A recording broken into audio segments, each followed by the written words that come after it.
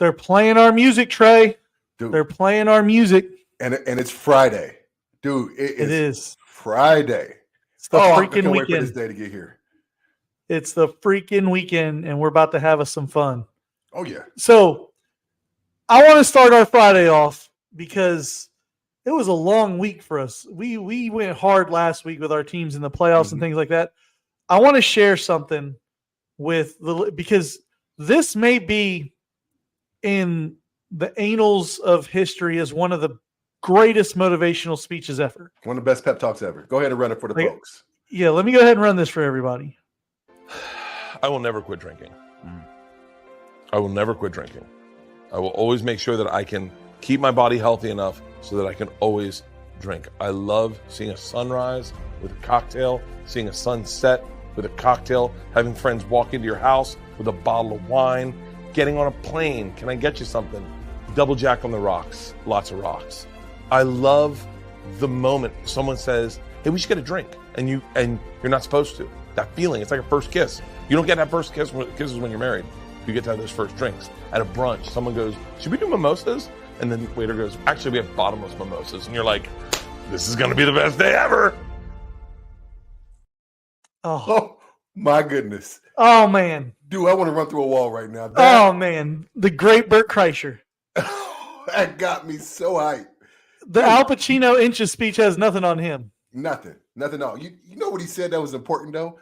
I'm going to stay healthy enough so I can drink. Healthy enough so he has his priorities in order. He's going to work out with the one motivation, the one outcome. He's going to work out just enough so that he's okay drinking.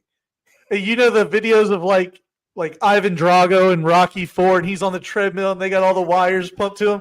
He's on there with the beer helmet. Right. Thing coming in his mouth, just running. Just running. Dude. But in honor of Bert Kreischer and that amazing speech, we're going to get our weekend started off. Let's go. It's Friday. Why not? Shall we do a little bit of naughty water? I got. Oh, you're already my tequila. They say if we're talking about staying healthy, tequila is the healthiest of all liquors out there. What I was told. It's happy hour by the time this is airing today, so yeah. Let's get happy to the happiest of hours, my guy. Cheers. Cheers, my guy. Oh, yeah, it's warm. I don't know about down there. It's cold up here. And that just made all my insides feel good. Well, it's kind of cold down here, too. It's like 45, a little wind. Like I had to put on a jacket today. It wasn't cool. Weren't you outside playing tennis? Weren't you just outside playing tennis the other day? I was cold playing tennis. It was a little chilly. I couldn't wear shorts. You know? You're getting soft. No, I've gotten soft since I've gotten down south, man. I pride myself, a Midwest guy from Indiana, from Fort Wayne, repping Fort Wayne, Indiana, by way of Northwestern University, played in Pittsburgh. So I've been in all the elements. In the frigid. I appreciate the seasons, but moving down here in Atlanta with these knees and these ankles, these joints, good for the joints. It's good for the joints. So good not to have what you're having up in Columbus. Your head coach Mike Tomlin had a press conference. We'll get into that. I have another clip I want to play. We're going to talk some college stuff, and of course we got games this weekend. But before we get into the nitty gritty of all the sports stuff, I wanted to ask you. So I'm at the radio station this morning. My other job, the other thing that I do for money. Okay. But I'm there, and so I get in there early as all can be, and I got to run to the printer to get something off the printer. And this is like, I want to know like some of your most, and I'm going to tell you mine because this isn't embarrassing, but it could have been embarrassing. And I was in such a vulnerable way. Okay. So we have random bathrooms throughout the building. There's 4 radio stations in our building. And right outside my radio station, there's a bathroom, but it was occupied. And then there's a couple other ones, but there's one like mixed, like big bathroom that, like you can't shut the door and lock on the way to the printer. So I was like, okay, I'll just hit that one then. Going down there. There's a urinal in there. I go in there, go to the urinal, and I'm standing there doing my thing, and my pants just drop to the floor. Ooh. like midstream, midstream, and it's the group community bathroom, and I'm like, Oh, it's just like cheeks out? 7:45. Yeah, just cheeks All in the cheeks. air, and I'm just like, And it's the wintertime, man, so they're just pale cheeks. Just pale, no no color. bronzer. There's no bronzer on them. But you can't stop midstream, ladies. You don't know the plight of being Oh, my midstream God. and Oh, having you to can't cut do off. You that. can't pinch it off. There's no Mm-mm. such thing. Mm-mm. And you're 3 cups of coffee deep by this point at 7:45 in the morning. And I'm Right. just sitting there like, God, I hope nobody from sales or one of the other radios. If you walk in, you're just getting ass all in the face right now. All in the Because face. the urinal is like literally right next to the sink. And I'm just standing there just luckily I made it out unscathed. Nobody got a glimpse of the goodies. And but I was just sitting there, I was like, man, that might be one of the most vulnerable positions I've ever been in. Thank God I wasn't in prison. And you didn't drop the soap. Oh, man. that was what it felt like. It was That's what it felt like. You were just okay. vulnerable. I was out just there. exposed. You felt And it all was the one air. of those It was yeah, and very it was one of airy. those like it wasn't like one of those quick like okay, get in and out 7-second pees, you're out the door. It was one of those like you've been holding it back for 40 minutes. Enough, huh? You're standing there like, when are you going to stop? When's it ever going to end? And yeah, so quickly drop down, pull the pants back up. But I guess I need to eat a little more. I need a little more ass. I need a little more cake back there because they just fell down. Do some squats. You need to get in the gym, get you some deadlifts in, working those hamstrings.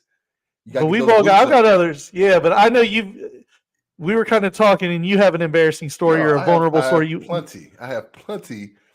And a lot of them come after I've had that Good Friday drink. But one of my sober embarrassing moments, so the greatest theme park in the world. A lot of people don't know this because Cedar Point, hands down. Better than I didn't know I had no idea that's where you were going with that, but okay. Yeah, Cedar Point's amazing. And I used to go all the time growing up from Indiana. It's only a short drive from Fort Wayne, 2 hours. It's better than Disney, better than any other Six Flags, all the best roller coasters, right? So I hadn't been to Cedar Point in years, technically since I became an offensive lineman. So when I was a tight end, I could ride all the rides. I've been able to ride the rides since I've been like 6 years old. I've always been tall enough to ride the rides. Which that scars a lot of people. Like I have other friends who are like, I'm 6 foot tall, but I didn't get to 6 foot tall until later in life. I'll tell that story in a little bit, but I have other friends who 6'4", 6'6", and they won't ride rides now because they were like forced on them when they were younger. So the fact that you embrace it is awesome. I've always loved roller coasters. And so I hadn't been, just from football, I hadn't been to a theme park in a while. So we go to Cedar Point, take the kids, and I'm hyped. I was like, I ain't been on the Magnum. I haven't been on the Millennium Force, all the best roller coasters. And so we get like the Fast Pass. We're up there with another family and their kids. And so we're all in line, 8 deep. We're going to get in the first 4 rows of the roller coaster. I'm going to get in the front, of course, because that's the best place for thrill seekers to get in the front of a roller coaster. Fast Pass is clutch, too, by the way, at Cedar Point. You're every bit so 2.5 hours. And so we get to the line. I get ready to get into the seat. And the attendant's kind of looking at me funny, like, okay, how you doing, sir? What seat do you want to sit in? I'm like, I'm going to sit in the front. Like, front row, baby. Front row. He's like, okay, do you know you got to make sure the shoulder harness clicks in for you to ride? I was like, oh, duh. That's what it's there for. So I get in there thinking that everything's all Gucci. I get into the front seat. I try to put it on. It's not going down all the way. And everybody's just waiting and looking at me. Everybody's clicked in. Everybody's ready to go. Everybody had been waiting for hours because, there's only so many people that could get in the fast lane. And then the rest have been waiting for 2 hours. It was like, okay. Yeah, 2.5 hours. It's a 2-hour wait. So I was like, what the hell is going on? I was like, sir, something's wrong with your shoulder harness. It's not coming all the way down. Something's wrong with your shoulder harness, sir. It was like, okay, we're going to try to get you in, sir. I know you've been waiting to get in line. And so 3 attendants come over, and one of them takes a running start to try to close the shoulder harness over my shoulders. And they're huffing the pup like, sir, I don't think it's going to work. Would you not mind exiting the roller coaster and just waiting in this area over here where nobody is at, and everybody can just stare at the fact that So you're now they just fat put you on and display. you're too big to ride this roller coaster. So, Mike, you know how there's just like that ambient noise, just everybody talking. Yeah. And dude, while they're doing this, everybody's quiet. Everybody's just looking so at they me. can hear everything. Quiet. Dude, I've never been so embarrassed in my life. And that just brings that me is to not the even point. like you could go. It's not even like you could go to like another seat. No. I was like, do it's you have all or a nothing. seat for big guys? No, they discriminate against big guys at roller coasters. They should have a special seat for guys that are 6'5", because it wasn't even a stomach thing or a length thing. It was my shoulders were too big. But I later found on the other ones that do the waist ones, I can't ride those. I can't. When they try to do those little testers in front of the roller coaster line, like I don't even try to get in there. And that's insult to injury because you done bought the fast pass. You're all excited to ride the roller coasters. So that just it brings me to my point. Like don't get me wrong, I love being a big guy. Ladies love big men, you know, more pushing for the cushion. That's why I chose to be one. Been self-proclaimed the round mound of Pound Town. Like I've done. I enjoy being a big man. It comes. That's fantastic. It comes. I'm putting that on a t-shirt. I am putting that on a t-shirt for you to wear around anywhere. It comes like buying shoes is an issue. Size 16. I'm trying to find tennis shoes. They don't have tennis shoes anywhere. Along with the roller coaster things, there are so many things that big men can't do comfortably. Sitting down in chairs and getting up in chairs without the ones that sit too low to the ground. When it sits too low and you got to get momentum. You rock. You got to rock to get back up. These are the issues you got to deal with. Oh man. So first of all, I need to take a drink on that. Yeah, man. It's rough out here. I got no cubes either, and I don't like drinking my bourbon neat. Ooh, but it's warm. Yeah, but I'm gonna say this. First of all, that park attendant was an asshole. Yes. Like you knew, because he knew exactly. Like you knew I wouldn't be able to fit. You right? Like somebody's done this before. I appreciate the effort. I get you're trying to be. Yes, I get you're trying to be polite, right. But your politeness has now led to more embarrassment and more vulnerability now because I'm standing here twiddling my thumbs while did your family still go ride the? They did, and they had the time of their life. It was like it's the best roller coaster ever. And then all day they're like, best ride ever, Dad. You should have went. You should have checked it out. For people who don't know, like at Cedar Point, there are certain rides like Top Thrill Dragster, Millennium Force. During certain times of year, if you don't have the fast pass, they like have a DJ set up playing music at certain points and speakers just to pass the time for everybody waiting in line because you were legit there 2 to 3 hours waiting to get on this 1.5 minute long ride. This is my first experience having the fast pass. I thought I had got the Willy Wonka Gold ticket. Like this was awesome. Like it was your this world. Is when nobody thought that you need the fast pass. Like everybody buys the fast pass now if they're planning ahead. Yeah. And so sometimes the fast pass can be longer than what it's intended to be. But this was a time when fast pass was new. I thought we had made it. We were going to get through all the rides and be done with the park in like 3 hours, which never happens. Wrong. See, I used to go to Cedar Point for Halloween stuff because nobody wanted to ride them in the cold. And this was when I was a skinnier, svelter version of me. I found an old picture. My phone yells at me all the time about not enough storage. Oh yeah, it's doing that now. So so I've got like 10,000 pictures on my phone. So I went like all the way back to the first year I had an iPhone and started deleting photos and some of the stuff in there. And I found an old team picture from when I played football on there. I actually tweeted it out last night, and I was so little. I was so little. First of all, I was front row. I wasn't 6 foot tall yet. I had a neck. That was a good time. But like it was, but it's so funny because like I'm a recently acquired big man. I'm learning all these things now. So I'll tell the little story. I'll tell a little story. My wife hates this, by the way. My wife absolutely hates this. So on my ID, it says 6 foot tall on my driver's license. And when I played, like I was 5'11", like my whole life. So like all of high school or most of high school, 5'11", after high school, 5'11". And when I played football, under 6 foot quarterbacks didn't, unless you ran like a 4.40, you weren't playing quarterback. So not only was I under 6 foot, I ran a 5'1" 40. So it was not a good combination. So fast forward in life, I think 28. And do you know what the Gus Macker basketball tournaments are? Oh, I've won Gus Macker before. I love Gus Macker. Yeah. So they had one here in Columbus, and all my friends know how I yearn to be 6 foot tall. And you know how they weigh and they take your height and weight when you check in.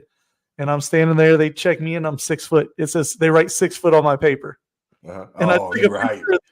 From that point forward, I was 6 foot tall. I don't let the doctor check my height. I put 6 foot on my ID. I turned to my friend who saw them say 6 foot. And he was like, "You look like a kid on Christmas Day at 6 years old who just got that bike." He was always like, so yes, I'm a new age big man. And then I was like, well, I'm going to be 6 foot tall. So you haven't really had to deal with all the big man issues yet. No, this is like a last 10-year type thing. But let me tell you about it. We have a 30 and up basketball league that our town had, and I played in that. My rebounding numbers went through the roof after I got 6 foot tall. You just instantly became more aggressive, right? I was talking mess. We were closing the game out, and you know how like a guy will shoot the free throws and the rest of the team will hang back. I went up there. I was the only other guy on offense. I was like, I'm getting this offensive rebound and closing this game out. And sure enough, skied it. It's a way you got to grab rebounds and make it intimidating. Like you can go up, grab it with 2 hands. When you grab it with one, you smack it. Yep. And you feel good. You hold it above everybody because you're 6 foot down. You just hold it above. Because you're 6 foot. So yeah, that was but no, those are our, and we'll have many more embarrassing stories, but those were our stories of vulnerability. I was just standing in that urinal, and I know exactly how you felt. You standing on the side waiting for your family to get through with the roller coaster. Dude, I know exactly what was going through your head. That ride was like one of those. It was like a 2-minute ride, which is a long time for a roller coaster, and because they had 3 trains running, and so when the next train came on, there was a couple behind me. He's like, "Dude, I'm sorry, man. It's so messed up. Like they should really have a cart for you big guys. Like you big guys." I'm going to start a petition, and I'm going to join your movement. Discrimination, man. So, somebody else who probably felt a little bit like we did, the Steelers reporter, who again we talked about it on the last show. Don't think she did anything wrong. Yeah, but your boy Mike T, your boy Mike T had a press conference again and addressed some things, and I know you want to get some of that off your chest. Yeah, you thought. He started it out funny, actually, with a little bit of levity. That means he got good news. Yeah, it means he got good news from the owners. Let me just bring you into our world for a little bit. It sucks. Please do. Losing. Like it hurts. And when you've been in a game a long time, like Coach T has, 17 years and counting, you learn how to compartmentalize and you learn perspective. And so, but no matter what, when it's fresh, when you lose a game, you are pissed. And one of our obligations is to talk to the media. We get it. The media is our conduit to the fans. The fans want to know how coaches and players feel after games. That's all fair because the fans are the reason why players and coaches get paid as much as they do. It's why the NFL is the best sports league in the world because our fans are rabid and they deserve to know at least a good portion of what goes on and what happens at the end of a loss. And so Coach T has been well reviewed, well documented, walked off when he got asked a question by ESPN's Brooke Pryor. It was how he walked off, though. That was funny. It was how he walked off. It was the end of the presser already. He had already went through a whole bunch of questions. Dude, I'm out. Brooke Pryor asked, she started off like, you have 1 year left in your contract. She didn't even get to the actual question part. Right. Coach T heard it, walked off. I'm out. No questions. He was pissed. He was mad. And it's like, and when we think about it, how could he have answered that question? Like, it was a No, and we lose-lose. talked about it the other day before we talked to Aditi, and it was she did nothing wrong asking the question. I don't think he did anything wrong in how he avoided the question. Right. She did her job. I agree with him, and he said in his presser now there's time and place for everything. Right. That's probably not the time and place, but you know what? What if she doesn't get an exclusive with him, or somebody else breaks the story before she does, or the report before she does, and she didn't get a chance in a room with Mike Tomlin to ask the question? Right. And like the media loves Coach Tomlin by and large, for the most part, because he's great up there. He is probably the greatest coach when it comes to very a press candid conference of all time. He's candid. Other than Mike real, Leach, has R.I.P. Mike Leach. I love Mike Leach. But he started out the presser by saying, "Any contract questions? I'm in a better mood today, so ask." Yeah. And so he had already confirmed that he's coming back this year, so that's kind of where it came from. But he hit on some things that I think Steeler Nation was eager to hear about, and the main thing I think was the offensive coordinator search, which has been a much maligned position for the Steelers the last 3 or 4 years. And not just this year, but the last 2 or 3 years. And we've always exclusively under Tomlin's tenure promoted from within. He would bring in a quarterback coach, and like Randy Fichtner was under Bruce Arians, when Bruce Arians was his original offensive coordinator. When he left, Randy Fichtner became the offensive coordinator.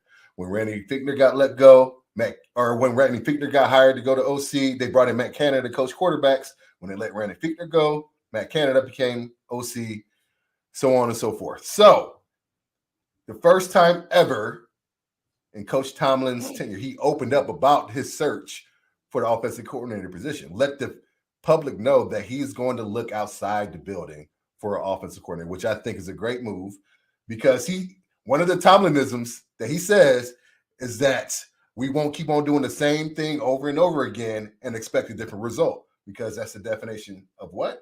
Insanity. So he took a page from his own book and was like, okay, we're going to do something different. And he's going to look outside the building for an offensive coordinator, which I think is great news. And Steeler Nation was happy to hear. Secondly, the quarterback position coming into the offseason. What were we going to do then? I did not want to hear. He did say this. One thing I did disagree with. He said Kenny Pickett was going to be QB1 going into the offseason. I get it. You got to have a depth chart because that's for the media as well. It's fine that he names him quarterback 1. But the one thing that I really want to hear, the most important thing that I heard, was that he said it would be a competition. So he's going to bring somebody in. He may bring Mason back. Mason is a free agent going into this year. But Deontay wants that. Yeah, Deontay definitely wants that. We heard that from him. Mason is probably going to get signed back. I can't see him not getting signed back from Pittsburgh, and I can't see him having a big market elsewhere. He did earn himself some money with his performance, but I don't think he gets the interest from anywhere else that he will get in Pittsburgh. So I think he'll be back. And then hopefully we'll bring in another vet, a proven vet, maybe trade for Justin Fields, maybe bring in Kirk Cousins. Baker's probably off the table since he won a playoff game. I can't imagine Tampa not signing him back. But those are the two options I think we go. I think Dan Orlovsky actually mentioned the same folks. And so it was good to hear in the presser that there will be a competition at the quarterback position. It's important to me. Well, it's important to where you're going to go as a franchise. I think the last part you just hit on is why Mason won't be back, because they are going to bring somebody from the outside in. He's already gone down that route where he sat back, and then they bring in a Mitch Trubisky, and he gets shuffled into the inactive list every week. And if you're Mason Rudolph, and we can put a pizza on this, or a bottle of Bird Dog, or whatever you want to fancy, but I would bet that Mason will not be back with the Steelers. Oh, we're betting that. I bet you he gets signed in the next 2 weeks. You have inside knowledge. No, I don't. Okay. As long as we're not doing some insider trading. No, that would not be fair. I would not do that to you. I would not do that to you. But I don't think he will be. Back. I agree with you that he probably has the best chance to be a starter in Pittsburgh. But I could also understand where Mason looks at the situation in Pittsburgh. Like, I've already spent 5 years here, 6 years, and I need to find somewhere else to go. Has never had the fanfare that he has never had the support, and honestly has never played as good as he has the last 4 games. Well, they've constantly. they've constantly rolled him under the bus and looked for somebody else. And if you're have a short gonna, memory in the NFL. The thing but is, you can go somewhere and get a fresh start. When you look around the league, again, I agree with you that Pittsburgh's probably his best chance to be a starter. But I think you can go. Go ahead. I think he can go to. At the end of the day, if he realizes he's not going to be the starter in Pittsburgh, because it's still an uphill battle in Pittsburgh to be the starter. However you want to shake it, they still invested a first-round pick in Kenny Pickett. And he's going to get every chance to succeed, especially with a new offensive coordinator, because Canada is the scapegoat. So Kenny Pickett will be, unless you get a Justin Fields or a Russell Wilson or somebody who's already been a starter in the league, Kenny Pickett will be your starter day one with a new offensive coordinator, period. You can give all the lip service you want. So you don't think it's going to be a true competition is what you're saying? No, I don't. I don't think it's going to be a true competition at all. So now if you start comparing backup situations, there's a ton of other backup situations that are more appealing to a Mason Rudolph than Pittsburgh, because they will, like you said, still bring in a veteran backup. And now you're looking at being that guy on the inactive list. Or you go to Washington and you back up Sam Howell as they transition into whatever, because I think Jacoby Brissett might be the guy that you guys should bring in as the veteran backup, to be 100% honest. I would actually love Jacoby Brissett to be our starter. Or you go to Carolina because Bryce Young is tiny and he could get hurt at any minute. Or if the Bears draft Caleb Williams or a new quarterback, you go to the Bears, be a backup quarterback there. Go to Denver if they're moving on from Russell Wilson. Like, there's just a lot of other opportunities, I think, now for Mason as a backup quarterback. Not so much a start, but as a backup quarterback in the league that wouldn't have him buried on the depth chart again with a bad taste in his mouth like he has in Pittsburgh. Okay, so I disagree. This is why we're going to place a bet on this, and I disagree because it's about timing. I think Omar and Tomlin will meet up, and then before free agency hits, which is like March or something like that, they'll offer Kenny a contract that will give him pause. Say 2 years, $10 million. I think that's a fair contract. 2 years, give him that kind of money, $10 million with the first year guaranteed. I think they will. I think with Kenny being on a 4-year, $18 million contract, it will give, if they offer Mason that money, and I think they will, and they're making around the same, Mason will go into this offseason thinking that he has a legit chance to start. If we're just looking at numbers. Also, I think they will try to offer this contract before free agency hits in the next 2 to 3 weeks. And if they do bring a vet, it will be later down the line. And so Mason will already be signed, sealed, and delivered. And then he won't be, even if they do come across a better situation later on in the offseason, he's already there. And so I think if the money's similar, even if it's a little less, if you look at Chicago, Washington, the Giants, the Jets, there's probably 6 to 8 teams where even if it's 2 years, $8 million instead of 2 years, $10 million, I think Mason would look for that fresh start. All right, my man. We shall see. So we'll come up with the terms on this. We got a couple weeks to come up with what we're going to wager. Man, we're some degenerates. Yeah, we're just some straight. I need a drink. Oh, you finished it off. You gonna pour another one? So warm. Go get some ice, man. You don't have any ice? Listen, we're going to circle back to these big man problems. That's all the way upstairs. Oh, I'm in the basement. I'm in the basement. Dude, I try to avoid stairs at all costs. All costs. So the house where you had come over to my house with the basement I had before, which I miss that house. We moved our kids into a different school district. Mm-hmm. This is a little bit inside knowledge into how particular I am. Got a nice little basement in my house now. That's where I set up shop right now for the Pod Me Up episodes that we do.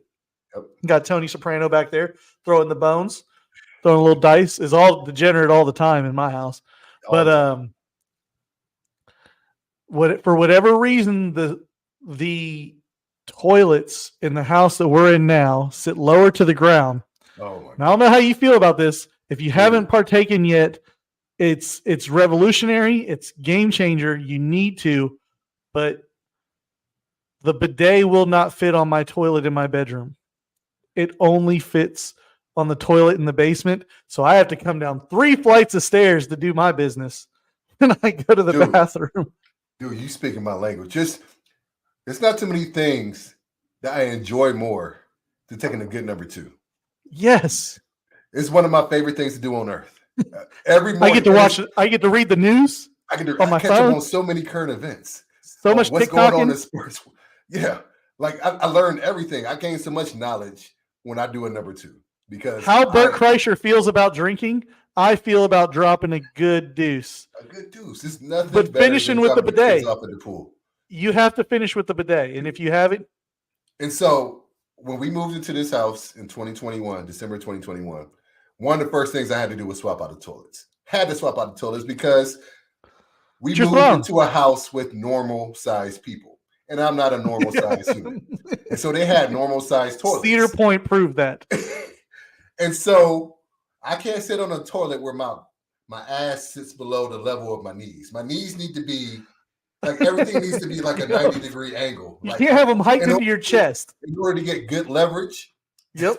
Because it feels like you're doing a cannonball and taking a deuce at the same time. Right. If your butt's below your knees, that's not a good pooping position.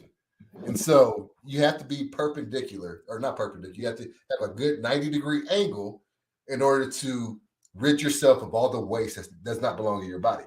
But the one thing that this family did have, and it's in the master bedroom, my man, go ahead.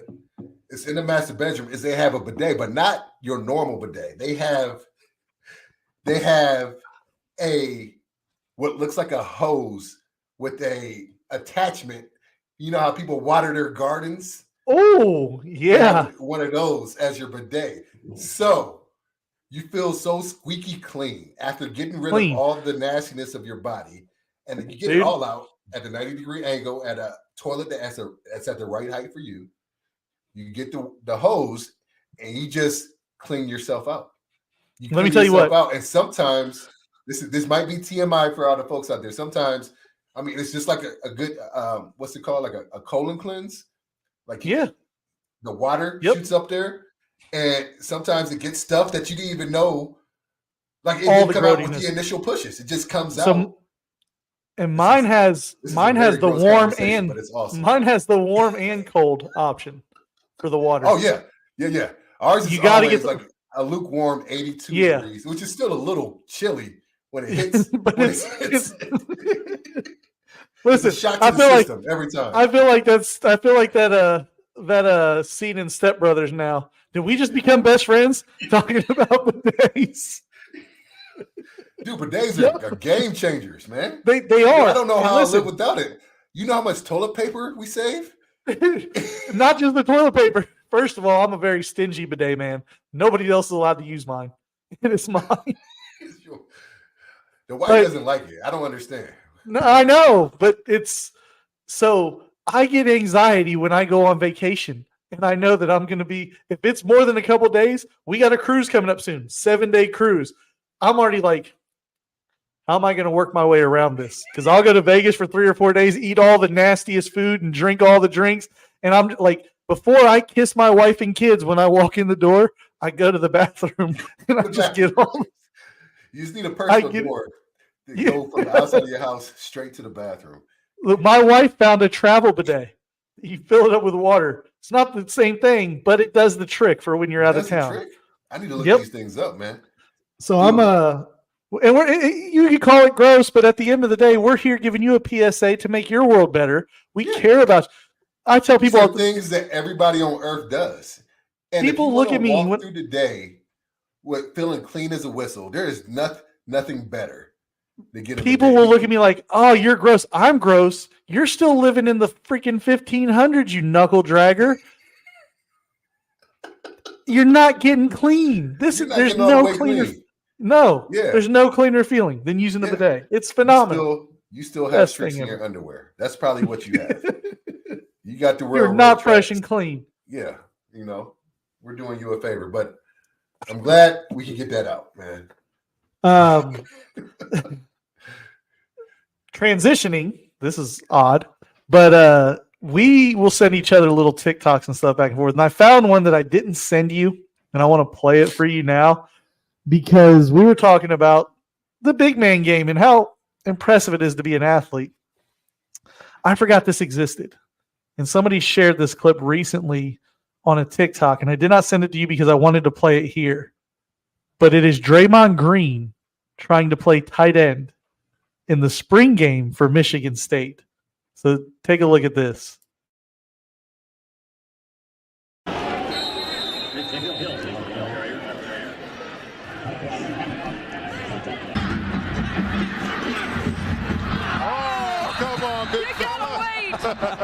He's a little excited. He's a little excited out there. Oh. There was another play where they threw him a pass. And you remember when your kids were really little and they're running through their house in a diaper? Uh-huh. That's what Draymond looks like running in football pads. It's like lumbering down the field. So, like, Draymond is one of the best basketball players to ever play. Like, and he's a different type of NBA player, unique. He's one of the few with the build and body that you would think would translate to the NFL. One of the few that you thought. And for somebody who played both football and basketball coming through high school, basketball being my favorite sport, but knowing that my body type would be better suited for football, I've had the chance to play against some NBA caliber players. Got a chance to play against Zach Randolph in Indiana growing up. Got a chance to play against Jared Jeffries growing up. Basketball players are soft as shit. They're so soft. And so it does not surprise me that Draymond looked like that on the football field. I do appreciate the fact that he went out there and tried to do it. Yeah, he had some fun. Gave it a 6'7", shot. He's about, 240, 250. Yeah. As far as prototypical tight ends go, that's what you want. But there's a mentality that comes with playing football that basketball players just don't have. No. And it's okay. It is all right. Everybody stays in their lane. But the one sport that every football player says they could have played, and you see a lot of them. You see Terrell Owens playing basketball a lot. You see your boy Myles Garrett out there dunking on the poor souls at Lifetime Fitness. Like, I don't know why he does that. I see him dunking on the Bengals offensive line doing his crossover. Right. He does that too. So that just brings me to this question about which professional sport actually has the best athletes. Athlete is also a very controversial term because everybody has a different definition. And so I will define what I think an athlete is. Somebody that has the ability to pick up a new sport and be good at it. And so it doesn't necessarily mean you're the fastest. It doesn't necessarily mean you jump the highest. It doesn't necessarily mean that you lift the most. Which football sport contains the athletes that could really transition to another sport and at least be competitive at it? It's football, because it takes little bits of all the sports and mixes it together in a lot of ways. Hand-eye coordination. You have to be able to run and catch and throw at the same time. But we see it. We see football players transition to baseball and basketball and other sports. I've not ever seen, you'll get a track star come out and try and return kicks every now and again, and it doesn't go too well. But you don't see guys who were basketball players transition to the NFL. There's a few, and there's only one position that really does it. It's tight end. Antonio Gates is the one that comes to mind. Who was a baller at Kent State. He was. Baller. Made it to the Sweet 16 or the Elite 8. Him and Wally World. Wally Zerbiak. Yeah, it's Wally Zerbiak. It's rare, right? You got Antonio Gates. You got Tony Gonzalez, who played basketball at Cal, but he was a horrible basketball player. He wasn't. He was good enough to get a Division I. So I'm not saying. Well, horrible. There's lots of guys that have played. It's not and when I say it's football, it's not that it's not this monumental gap. Right. Like it's not like this huge. Like I think football and basketball are very close, Mm-hmm. but I'll put it this way: you do a celebrity softball game, right? Right. Football players can hold their own. Right. Basketball players look silly sometimes. Yeah, they do. So I'm thinking of it in not in terms of who's the most athletic, but who can hold their own in multiple sports the best. And you'll see football players, they'll either play basketball or wrestle, then they'll play baseball or run track. They'll play volleyball. There's just a lot of different avenues that they'll go down. And a lot of this, honestly, I blame on things like AAU. Like kids only play one sport. Yeah, the specialization of sports. Yeah. Is a thing. Yeah. But no, I would say football. So when you look at basketball players, they are the ones that usually jump the highest, have the best side to side, the quickness. They test the best. They're the good test takers, and the football players are the ones with the street smarts and who do good every day. Right. And so there's certain positions like tight ends. You'll see a lot of offensive linemen and D linemen can play basketball, can wrestle, can you'd be surprised, play golf, this guy. play tennis, this guy. But like to your point, there are obviously more to select from in football. And you do have football players that can only play football. There are some linebackers that can't do anything else. Right. Play football. You put a basketball in their hand, they don't know what the hell to do. Well, a lot of it is body type, though, too. Like the football player's body type, it lends if you cut weight here or there, you can do other sports. Basketball players, not so much. So they're normally tall, and like Kevin Durant isn't playing wide receiver. No. Even though he's tall and fast, he will get rocked in the sternum one time. Done.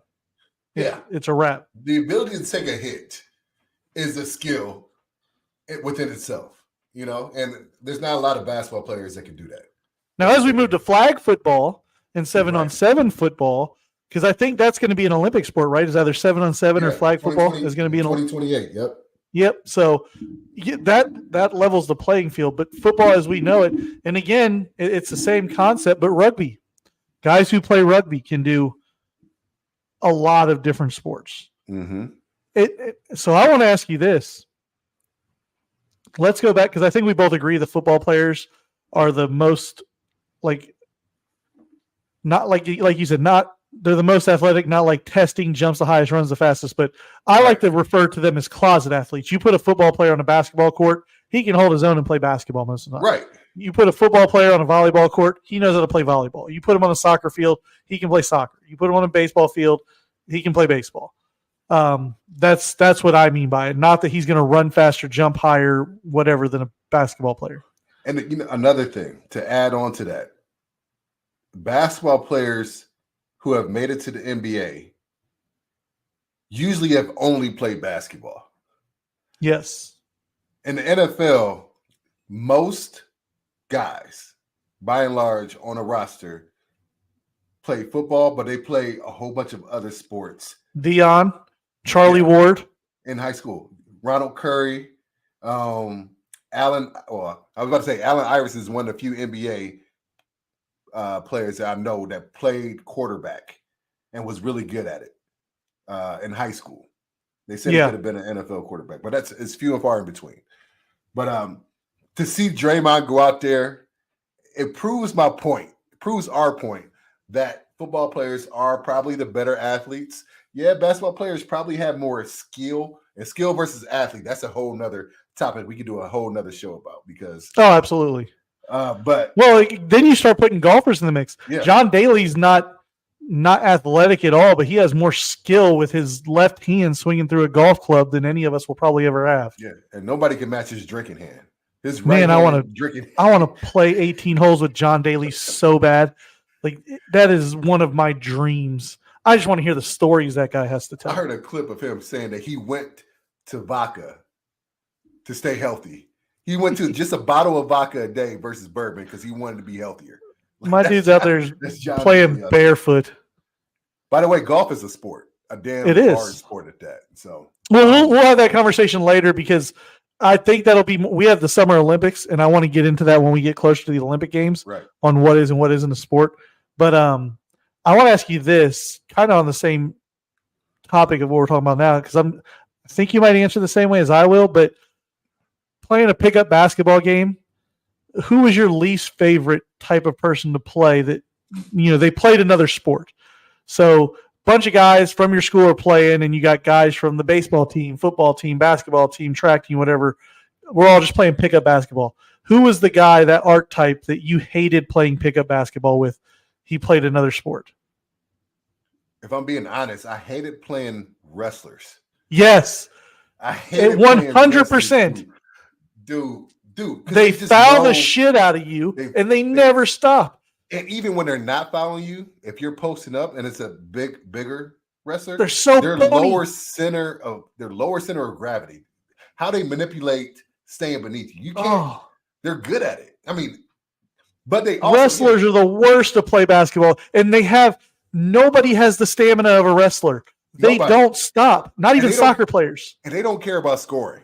That's the one thing. They don't care about scoring. They're out there just to run. They don't care about rebounding. They just care about making your life a living hell on the basketball court. Yes. That's why they're out there. It's the one thing, like, you're looking around going out to match up. It's like, I know you're not going to score, but I'm not guarding you because you're going to elbow me 42 times. My mouth's going to be bleeding by the end of it. And I'm going to have to run around here and chase you. Not it. I'm good. This was back when I was only 5'11". I was choosing to guard the 6'6" guy. Explains a lot. There you go. But no, wrestlers by far were the worst to have to play pickup basketball with. We had a soccer and track was close. Well, track guys, yeah. Well, I hated having track guys in my team because those guys are like really fast, and then they try to dribble, and they will always lose the ball out of bounds. Always. They try to dribble the ball up court all fast. It will go off their foot. Track guys, I love them during track season, but as a football player or a basketball player, they usually did not adapt very well. It didn't translate. It did not translate very well. Right. With go ahead. No, I was about to say, like, at Northwestern, we had a couple of buddies across the hall from us who were wrestlers. Cool as shit. If you want a drinking buddy, nobody's better than a wrestler. Really? Nobody's better than a wrestler because wrestlers can put them down. And that's shocking. Every single wrestler is an angry drunk. They like starve themselves, so you would think they have no base to like be able to put it down. No, they can put it down. They put them down, and then they want to wrestle you. I'm out. I was like, no, I don't want to wrestle. I'm all the way out. Like, I'm out. Yeah. Yeah, I don't even want even the smallest wrestlers because they just know things. They know pressure points. They know that they know how to get that little cartilage in your ribs. Right. It's like Mr. Miyagi. They just touch you in the neck and you're paralyzed for 42 minutes. So I'm not messing. And they always go after the big guy. That's like their favorite target. They want to test themselves to see if they can take a big guy. I'm like, no. And now like the UFC and MMA guys and stuff like that too. Like that's the telltale sign. When I was younger, now I'm too old for these games. But you're in the bar, people start talking about, cauliflower ear, I'm out. I'm not fighting that guy. Nope, not happening.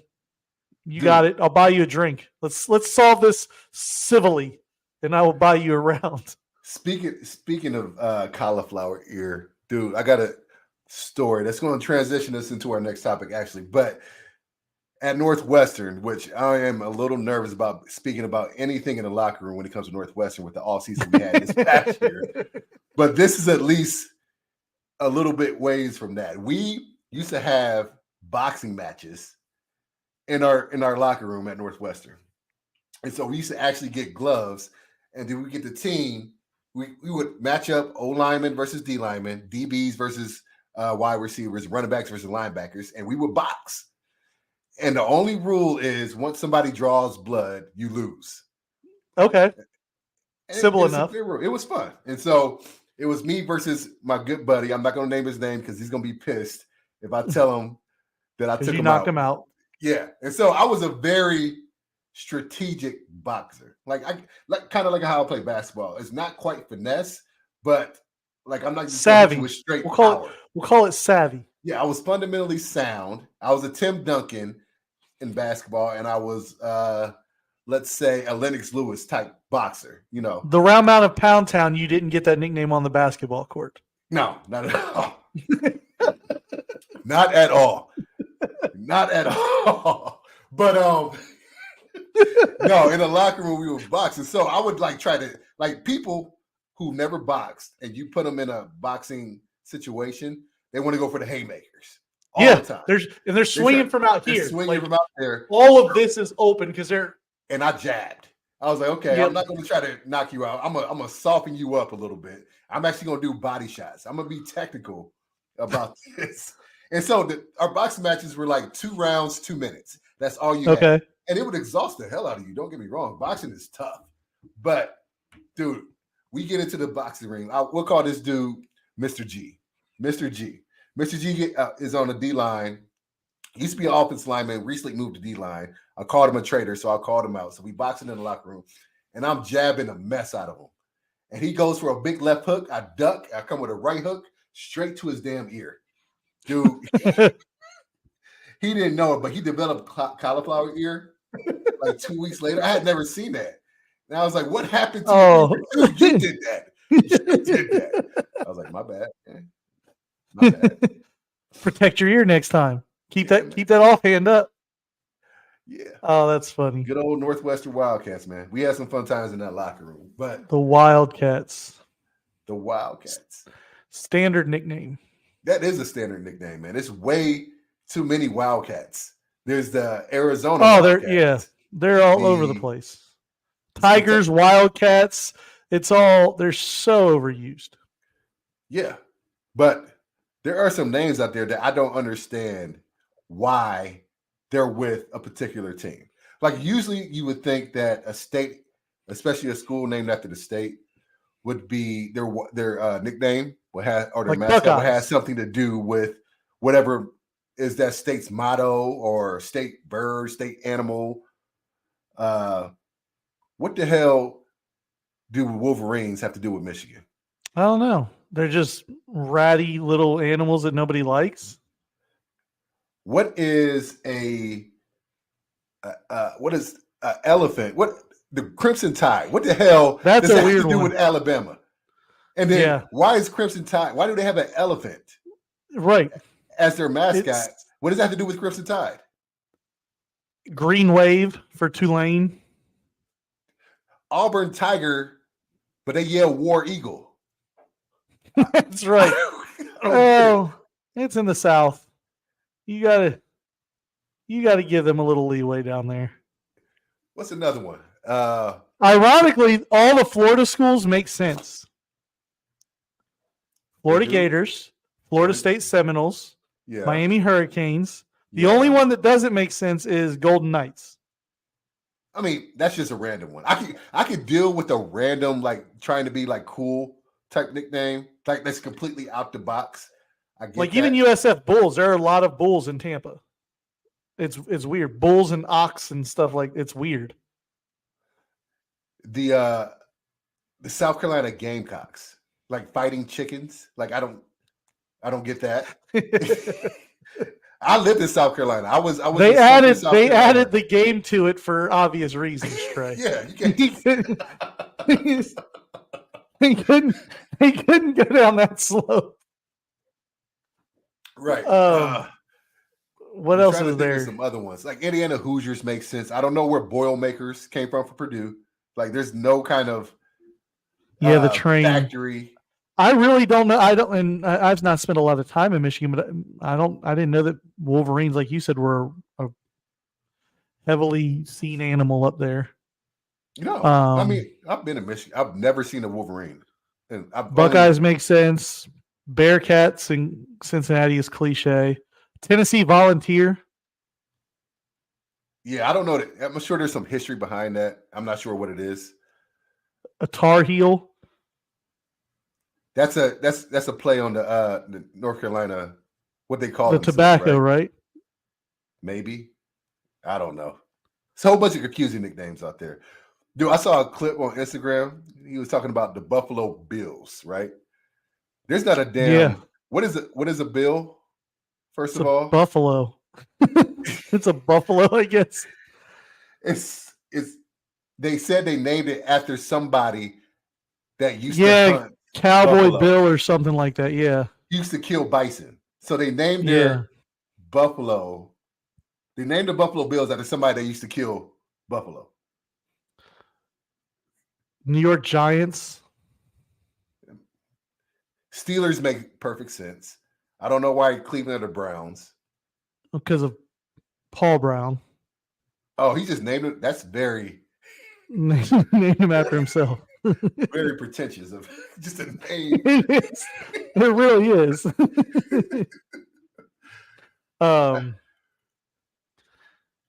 Yeah.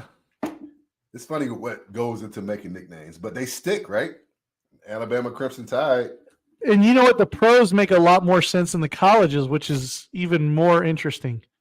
Because the colleges are the ones that have been around forever. So you would think they'd be more inclined to like go with things in the state. And right.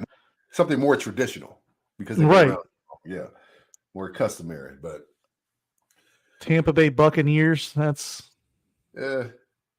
see, I feel like just NFL names are just random nicknames that kind of flow with the name of the city, not necessarily anything to do with that city.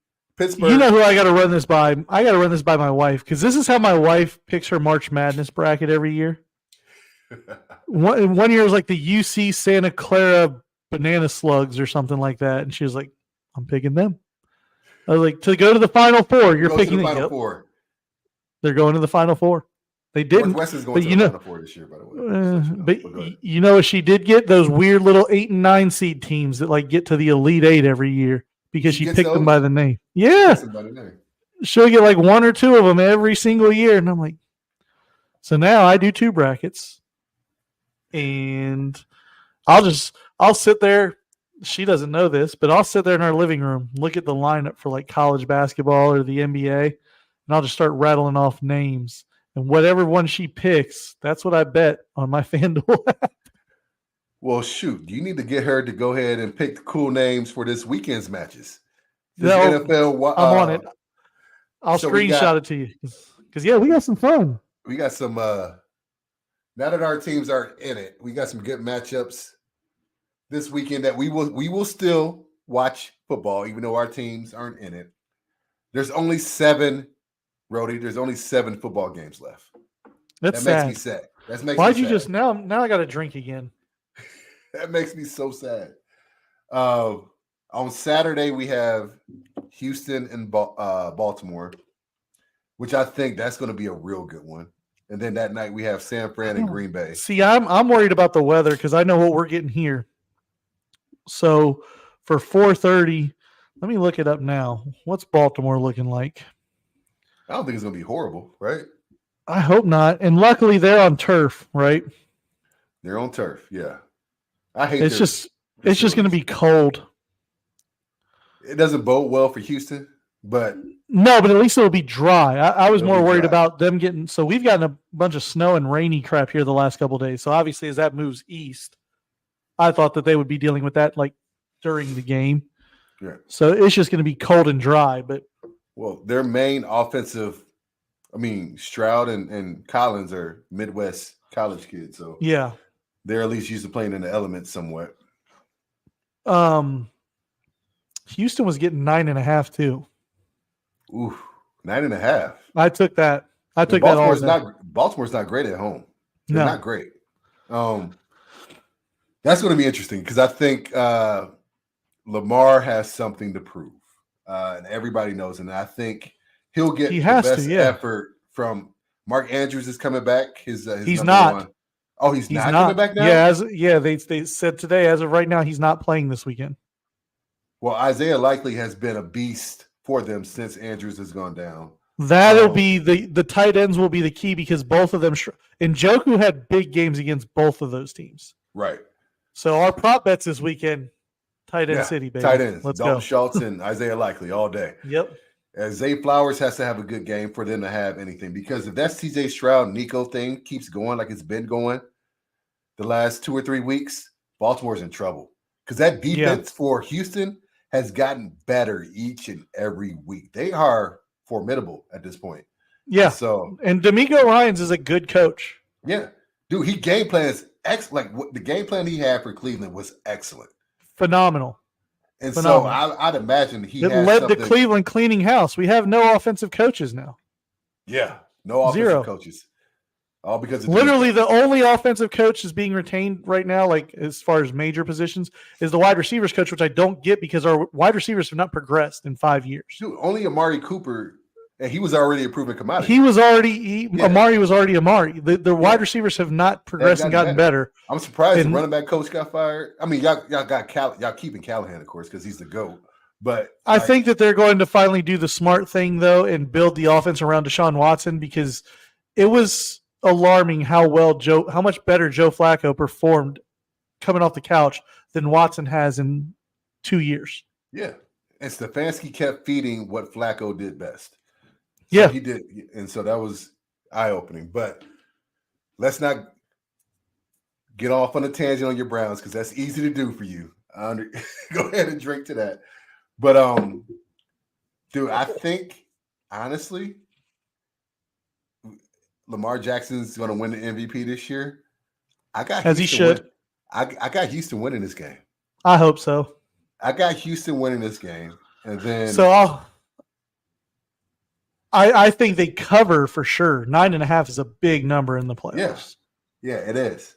And I just don't. Houston is not a defense that makes a lot of mistakes.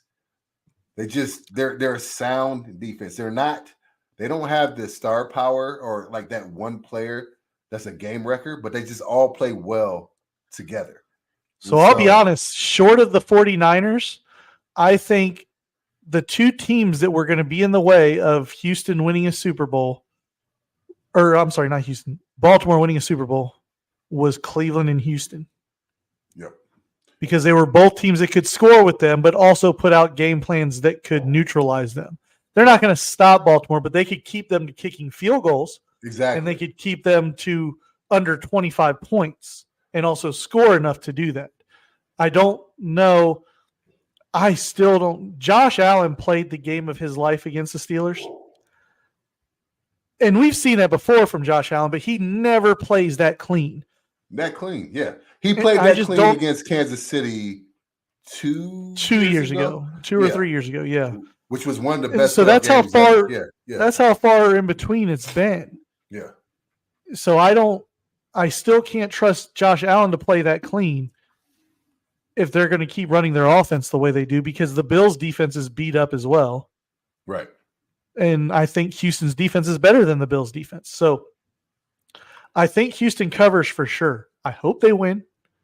Right now, it's transitioned. Do you think Baltimore's, like, put your objective hat on and not your hate for Baltimore? Who do you think wins this game? Baltimore. Okay. All right. I think Baltimore wins. I think they win just because of the pretty much 3 weeks off they've had. I think that's going to be a detriment, actually, in this case. Because I think a young team like Houston, with the momentum they're playing with, is better suited to keep that momentum going versus a Baltimore team that's not very old. I think they have their main pieces are young. Outside of Mark, their O-line is young for the most part. Well, I think I agree. I think it's better for both. I don't think there's one that it's good for and one that is bad for. I think getting Baltimore the time off, mostly Lamar the time off, right, and Houston continuing to play, I think it benefited them both equally. It wasn't like a this or that or one or the other. Mm-hmm. I think, though, had Baltimore been playing the last 2 weeks, the two teams that I think Houston would have been in a better position, like you said, being the young team, keeping the momentum and continuing to play. I agree with that. But it's funny because when you look around the league at the teams that kind of, like Dallas was as hot as can be. They stomped Washington. Right. And then we saw what they did against Green Bay in that gross performance, which earned Mike McCarthy another year. So, but we got to give, and this is another young team. the youngest team in the last 50 years, I think I heard, in Green Bay. And what Jordan Love has done. They played San Francisco, who everybody considers the best team out there, despite the fact that they got demolished by Baltimore. Everybody thinks this is the year the 49ers win the Super Bowl. Green Bay they're so young, they don't know what they don't know. And they're just going to play. I think the Super Bowl winner. I think the Super Bowl winner comes from the AFC regardless. Right. And I'm letting you into how my life works, Trey. Tampa will be in the Super Bowl. I'm going to have to watch Baker Mayfield play in a Super Bowl. Dude. There's no rhyme or reason to it, but that's how my world works. The Browns' misery, man.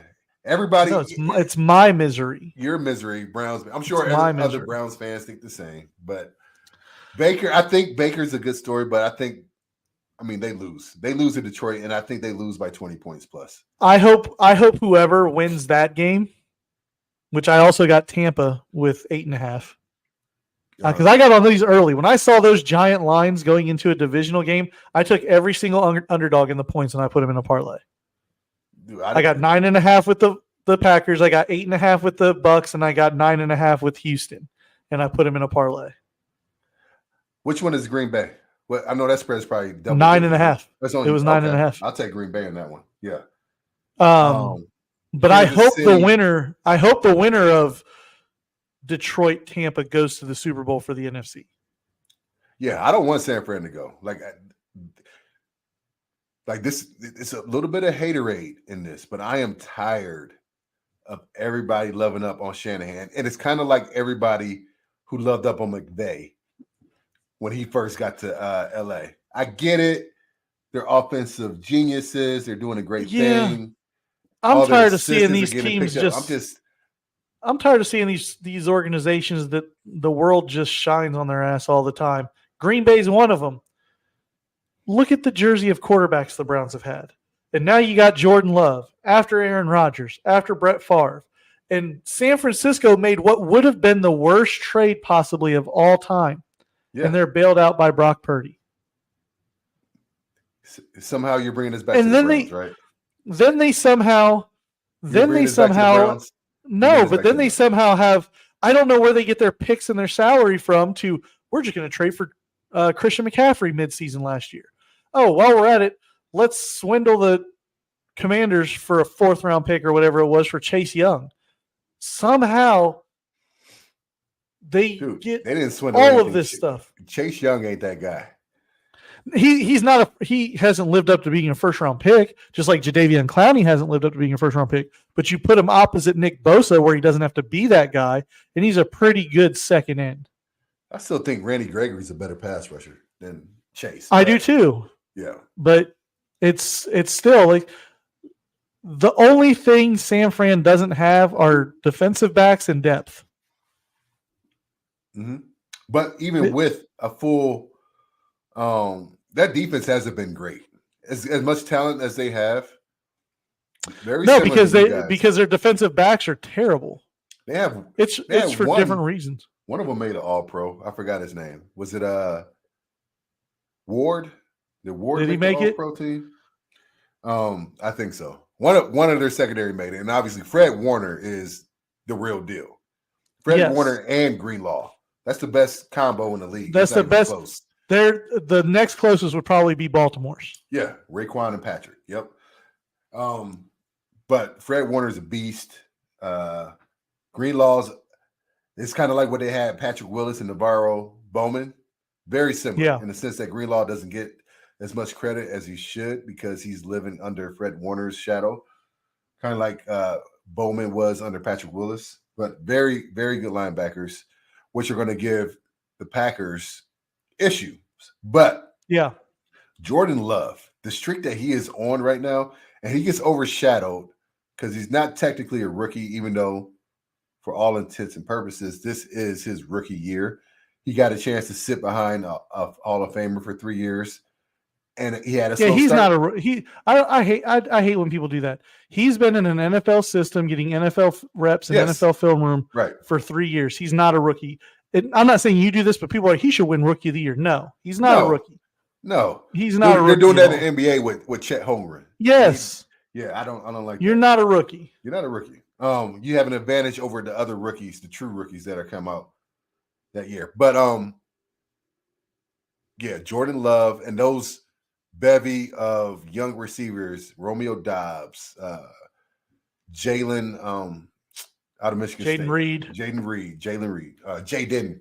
Is it Jaden or Jalen? I think it's Jaden. Jaden Reed. And there's another rookie. I forgot his name. They got Christian Watson, who was supposed to be their big play guy, but he's kind of like their fourth receiver now. And he looks like a tight end now. Yeah. And then they got Luke Musgrave, a good tight end who's had some good moments. And so Green Bay has a lot of talent. They're going to be good for a while. And I think there's an outside chance they can make this a game. I think San Fran ultimately wins and makes it to the NFC Championship. But I think they definitely covered the 9.5. And I think it's a good game. I think they'll cover the 9.5. I think the over will hit. I think it was 45.5, maybe 44.5. Yep. I think the over hits. I'd have to check. I'd have to double check that. But I think the over hits there. Detroit, Tampa. So we picked the games last week and we laid eggs except for because we agreed on all of them except for the Tampa and Eagles one, and I took Tampa. You took that Tampa. Eagles team. It had nothing to do with how Tampa has played or has been playing. The Eagles are just a mess. They're a mess, dude. And they were just a dumpster fire. The collapse that they had, I don't know if unprecedented is a word, but it's damn close. Like it was rare to see a team off a Super Bowl loss start out so hot. Start out 10-1, right? And only win 11 games total for the year. Ooh. And then people thought they were going to run away with that division. Get demolished. Yeah, it wasn't close. Demolished. Didn't score a second half point. Barely got in to the playoffs. Didn't score a touchdown. Didn't score a second half point. Just, Yeah. But got to give Baker and crew credit. I was talking about this earlier. We talked about the quarterbacks that Pittsburgh might have a shot at. Baker's going to be a free agent this year. I don't think there's any possible way Tampa lets him go. No way. No, they'll at least give him a 2 or 3 year deal. He has earned it. And as far as there are intangibles that quarterbacks have, we talk about Kenny Pickett and his leadership qualities and whatnot. Nobody like that you can feel so tangibly through the TV screen has that leadership, that moxie, that gravitational force that Baker seems to have, and he's for whatever team that he plays for. Like Baker's just a guy. Like he's that guy that would party all night at the frat house and just like he's just, I guess, charismatic. And it oozes through. It comes across as very genuine. Like I used to get, I hated seeing all those damn progressive commercials for Cleveland. He hadn't won a damn thing, and he was on TV constantly. But he was great in those commercials. They were funny. They were very funny. But well, it's like somebody being drafted first overall or in the first round when they have no business being. Are you going to say no and turn down the money? They're coming to you to do this stuff. No, I get it. I get why you don't say no. I just hated seeing them. But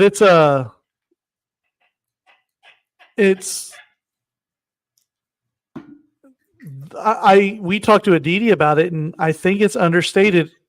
People don't realize how much. I was okay with the Browns moving on from Baker because I didn't think he was going to win Cleveland a Super Bowl. And I've said this to you a number of times. I think Baker was the right guy for where we were at, but wasn't the right guy for where we were going. Where we were at, coming off 0-16 and all of that garbage, you needed somebody that was just his temperament. Like, I got a chip on my shoulder. I'm going to prove you wrong, yada, yada, yada. And the problem with Baker is Baker's not a good front runner, so to speak. He thrives in being ahead and stuff, but when it then becomes expected, when the expectations get there, is when he falters. Yeah. You saw So that at the end of the Tampa Bay season. They were hot. They got back into it. They were hot. They had got back into it. Last 2 games, he laid eggs, and they barely got in. Baker is one of those. When you look at his stats in a vacuum, it looks like a really good season, and it was for him. He earned, like you said, he earned his paycheck that he's going to get, and it was a really good season for him. But having seen this for 4 years, the stats are misconstrued because the highs are so high. Yeah. He's going to go 3 or 4 games with putting together 80% completion percentage and 2 touchdowns, no picks, 3 touchdowns, no picks. And then he's going to do 2 or 3 games in a row where it's 14 of 33 for 130 yards and no touchdowns and 1 pick and sacked 4 times because he held onto the ball too long. Like there's zero, and that was the problem in Cleveland is you didn't know which Baker you were going to get week to week. Right. When it came to the team needing to take the next step. There were a lot of things that I think he was scapegoated for, wasn't put in a position to succeed with what Stefanski was doing with him while in Cleveland. But the ultimate, what it came down to, why I was okay with Cleveland moving on from him, was because he wasn't the right guy to take the next step. Now, I didn't believe Deshaun was going to be either, and thus far it's proven out to be more of a disaster than it was worth. But I understood the thought process of ownership and management. Thank you for your time. You dug us out of the depths of hell of our quarterback situation. You stabilize the franchise, but it's best for both parties that we find the guy to take us to the next step, and you go find out what's best for you in this world. And it's business, and that's just what it is. But it's almost like you start a business, and you're a one-man show, and your business is blown up, but you just can't do it on your own anymore, so you have to bring in a CEO to help run the business. That's where the Browns are at now. They got to bring in those guys that are going to take, just making the playoffs isn't good enough anymore. And Baker was that guy who was, the ceiling was just making the playoffs, maybe winning a playoff game. Just no matter what, this conversation keeps on coming back to the Browns. You did this, man. You did this. I just said Baker. You just went into a whole little dissertation about the Browns and the CEO of this. And I got a lot to say. I know. I let you get yours out during all the Steelers talk in Tomlin press conference earlier. You deserve this. You deserve this. It's still a fresh wound. It's just interesting. I'm watching you talk, and everything's, when it comes to Baker, anything Browns related, it comes back, and I get it. It's got to. It's got to.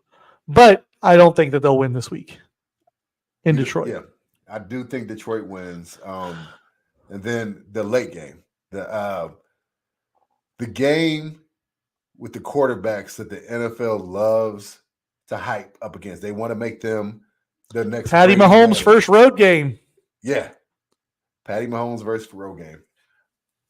Kansas City versus Miami last week looked like they figured out something offensively, something that they could work with. Well, they know they have a great defense.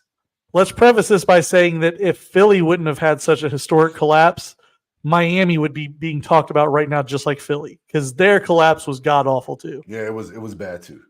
It was really, really bad. Once people got used and saw the Mike McDaniel offense enough times, like their second half of the season was not impressive.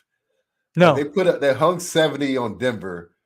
Once Tyreek got hurt. And everybody was talking about him. But their second half of the season, like it was a steady decline. But Philly's was such a massive decline that Miami's got overlooked.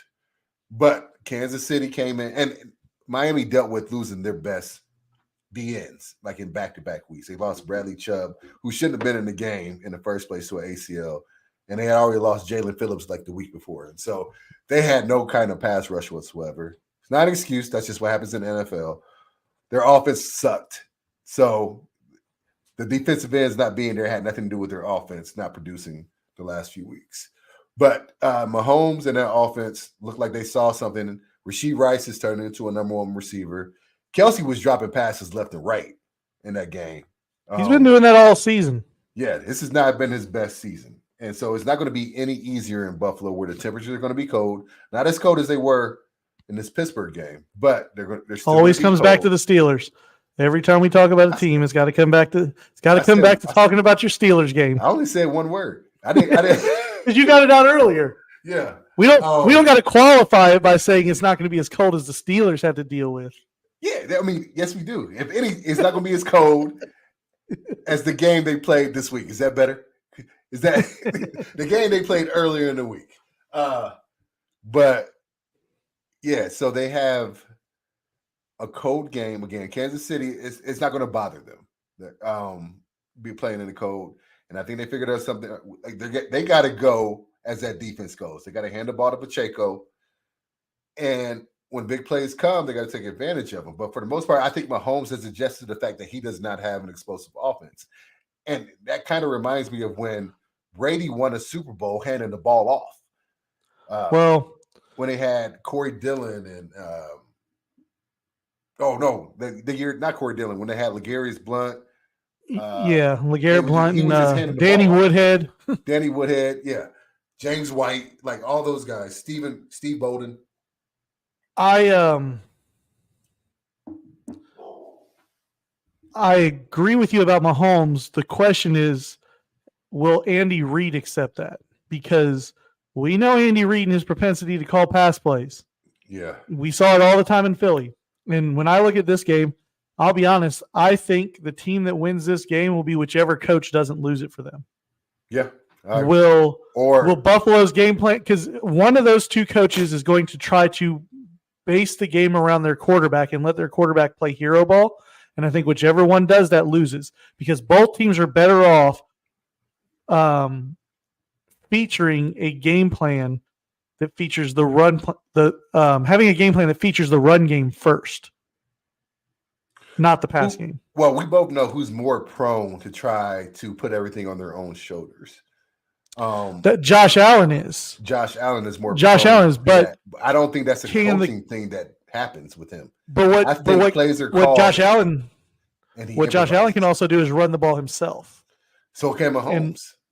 But it's not QB power. It's Mahomes is in a scramble. It was a pass play. I'm going to run because it's there. So every now and again they'll call it. They don't call nearly as many design quarterback runs for Allen, but yes. Like when he ran for that 52-yarder versus the team he played earlier this week. Yeah, we're going back to that now. We're going to keep going back to that. Let me just go ahead and clear it up for.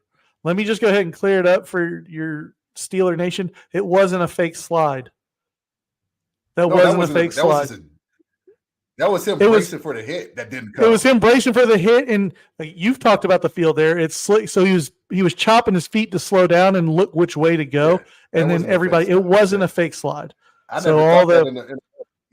been a ton of Steelers fans all week long talking about Josh Allen's fake slide. We got to stop this stuff, and we got to get this out of the game, and blah. Which is ironic given who your quarterback is. I don't even know. I'm not going down that rabbit hole because it just pisses me off. We got to just tackle. Damn it. We got to tackle his ass. Like, there's no excuse. Like, that play looked nothing like the one that Miles Jack got called for a penalty, even though it wasn't a penalty. Remember your pressure points. Remember Usa. But let's get back to the issue at hand, and that's Josh Allen versus Mahomes. I agree with you. They'll call more called runs for Josh Allen, though. But there'll only be a couple. Like, they're both great at improvising and picking up. They'll have 8 to 10. Yeah, 8 to 10. Josh Allen he'll have 8 to 10 called run plays. No, he'll have like 2 or 3, like designed run plays for him. Yeah, I think he'll have 2 or 3, and then he'll run and improvise 3 or 4 more times. And they'll utilize RPO more too, which then turns into runs for Josh Allen for whatever reason. Yeah, but Mahomes, that's what I mean. That's what I mean about the game plan being, it's whichever team.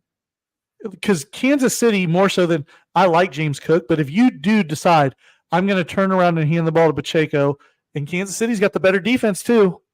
They have a better defense than Buffalo. They do. If you decide we're going to run the ball first and throw off the run, you can still have Mahomes throw the ball 25 to 30 times, but establish the run game first. Come out featuring the run game, and then build off of that. Right. I agree. At the end of the day, I think Kansas City wins this game. I think they go to their 5th straight AFC championship. Is it 5 straight? I think Mahomes is going to be that dude that just goes to the AFC championship game like every single year because he's Donovan McNabb. That good. but he's won a couple. He's won a couple.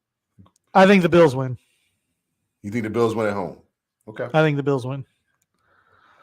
I think the Bills win that one. We've got couple. We've given you a couple bets to take. Take the points on the underdogs.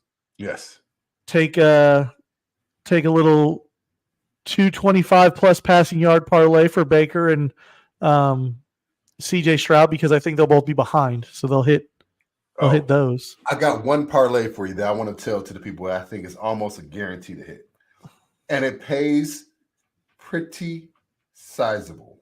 I like to hear that. That means it's not going to hit. Go on. Saturday, Zay Flowers over 50 yards. Okay. Lamar Jackson over 225.5. Passing, yes. Okay. On Sunday, this is all the same parlay. So it's a multi-games, same game parlay. Tampa, Mike Evans, 70 plus. Trey Palmer, 25 plus. Receiving yards for both of them. Let me go ahead and we're going to lock these in. I wear many hats, one of which is being Trey's bookie. There we go. And then the late game on Sunday, Pacheco over 18.5 yards receiving. That's the one of all these that I'm about to give you. That's the one that's the toughest one. But then the next one is Josh Allen, 43.5. That parlay pays plus 38.11 as of right now. $10 would get you $381. It's a nice day. That's a nice By the day. way, shout out CD Lamb for hitting that last catch last weekend. Turned a bad weekend into a good one. And shout out to Bert Kreischer today for getting the weekend started for us. The weekend started, man. It's a glorious day already. Let's chat later. I'll talk to you later. We'll follow up on these picks and get our wagers in, man. Sounds like a plan, my man.